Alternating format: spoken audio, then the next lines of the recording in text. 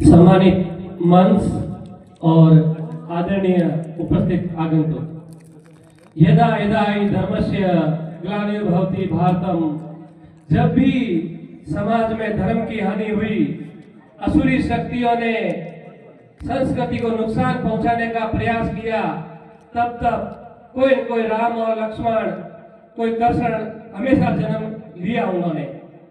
तो ऐसी ही असुरी शक्तियां जब आई थी और समाज को नुकसान पहुंचाया था, तब अवतार हुए। श्रृंखला आगे बढ़ती गई, शिवाजी भी आए देश के आंदोलन के लिए, सुभाष बोस, गांधी जी, उन्होंने भी प्रयास किया। ऐसी ही समाज को नुकसान पहुंचाने वाली एक संस्कृति को समाप्त करने के लिए एक क्रांतिकारी ने जन्म लिया, जिनके बारे में आज अपन सब बखान कर रहे हैं। समाज में कुछ ऐसी चीजें व्याप्त थी, जब उन्होंने अपना शिक्षण प्रारंभ किया तो कुछ बातों का उन्हें सामना करना पड़ा। जब उन बातों का उन्होंने सामना किया तो उन्हें लगा कि ये मुझे मिटानी है।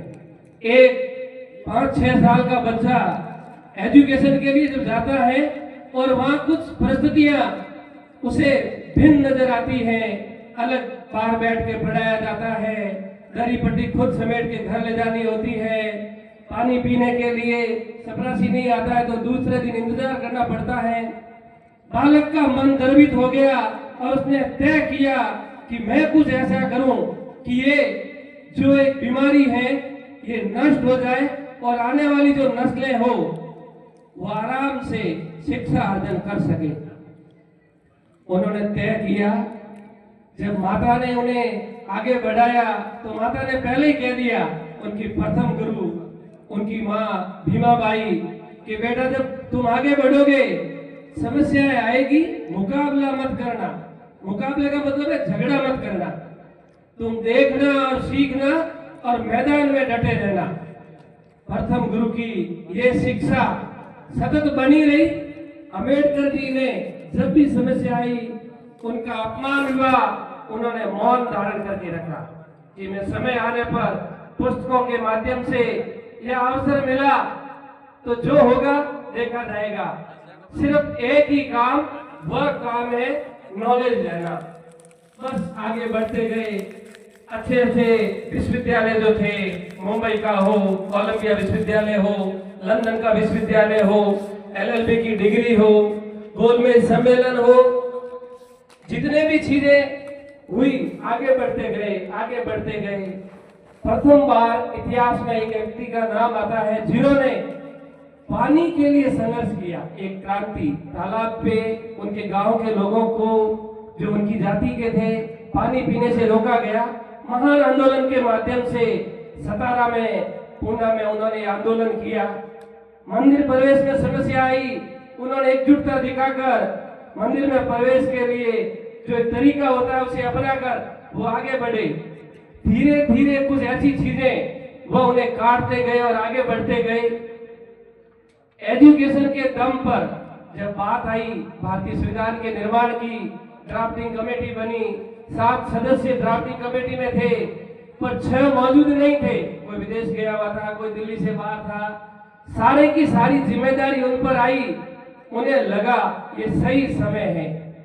समाज में जो अस्पृश्यता है, असमानता है, स्वतंत्रता नहीं है, एक वर्ग विशेष अपने नियमों के दम पर इस समाज के सिस्टम को जकड़े हुए हैं, तो इस सिस्टम तोड़ना होगा।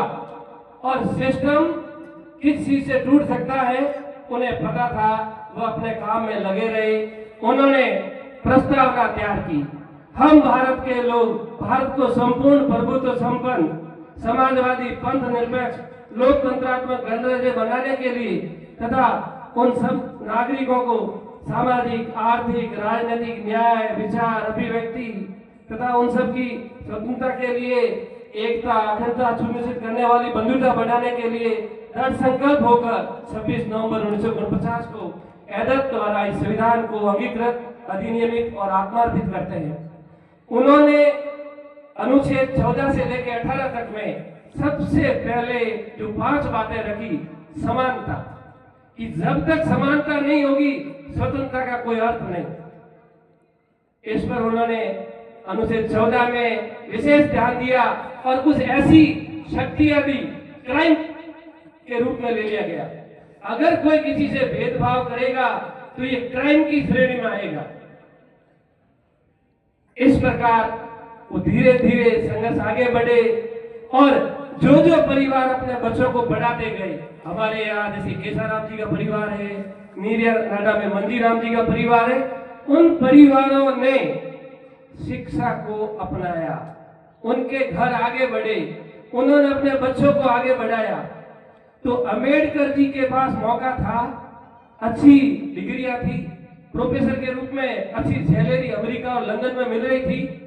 उनके दिमाग में आया कि अगर मैं अच्छी सैलरी लेके एक अच्छा जीवन जी सकता हूं, पर शायद या विदा या विमुक्ति, एक विष्णु पुराण का शब्द है, या विद्या या विमुक्ति। विद्या वह है जो आपको आपके जो दोष हैं, जो आपके संकट है, जो आपके दुख दूर कर दे। ऋषि मुनि क्या करते हैं? अपने दुखों को दूर करने के लिए मोक्ष प्राप्ति के प्रयास करते हैं। तो समाज में जो समस्याएं हैं और समाज को उन समस्याओं से मुक्त करना है, उन्होंने उस विद्या का वहां उपयोग किया और समाज को एक नई संस्कृति में जोड़कर एक समानता का जो पहरा दिया, उन्हें Martin Luther, Abraham Lincoln, Nelson Mandela उनके समकक्ष है। उन्होंने जो श्वेत अश्वेत दास प्रथा पर जो वार किया, वैसा ही वार डॉक्टर भीमराव अंबेडकर ने किया। वह नॉलेज के सिंबल थे। बहुत सारे संघर्ष आए। उन्होंने 1935 में समान नागरिक संहिता का सपना देखा, जिसे अभी मोदी सरकार पूरा करने का प्रयास करेगी। ये उन्होंने 1935 में देखा कि महिला और पुरुष बराबर होने चाहिए। उस समय तत्कालीन प्रधानमंत्री ने उनकी बात नहीं मानी। उन्होंने अपने प्रथम कानून मंत्री के पद से इस्तीफा दे दिया कि नहीं, मुझे ये काम करना है। वह धर्मों के अंदर जाके उनकी जड़ों में जाते और पहचानने का प्रयास करते कि कोई ऐसा धर्म है जो भेदभाव को नहीं मानता हो। उन्होंने उनके जीवन में कबीर के एक दोहे, जाति न पूछो साधु की, पूछ लीजिए ज्ञान, मोल करो तलवार का, बड़ा रहने दो ज्ञान, इससे बहुत कुछ सीखा। कबीर, महात्मा बुद्ध और काका केलकर, जिन्होंने शुरुआत में उनकी विशेष रूप से मदद की, वो उन तीनों के ऋणी हैं और उनसे जो उनको सीखने को मिला वो आगे बढ़े।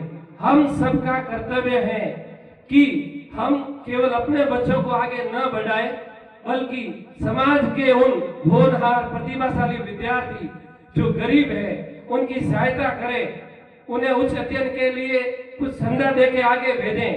अगर गायकवाड़, बड़ौदा दरबार ने उनकी मदद नहीं की होती तो शायद वो हायर एजुकेशन नहीं पाते। तो ऐसा ही बीड़ा हम भी उठाए, जो सक्षम लोग हैं, किसी गरीब प्रतिभावान विद्यार्थी की छात्रवृत्ति की व्यवस्था करें, उसके पुस्तकों की, कपड़ों की व्यवस्था करें कि वो आगे बढ़े। स्वार्थी लोग अपने बच्चों को आगे बढ़ाते हैं। डॉक्टर साहब का ऐसा मानना था, उन्होंने अपने परिवार की ओर ध्यान ही नहीं दिया। वो समाज के लिए एक अग्रदूत, एक देवदूत, एक मां मानव के रूप में आगे बढ़े। जय भीम, जय वंदन।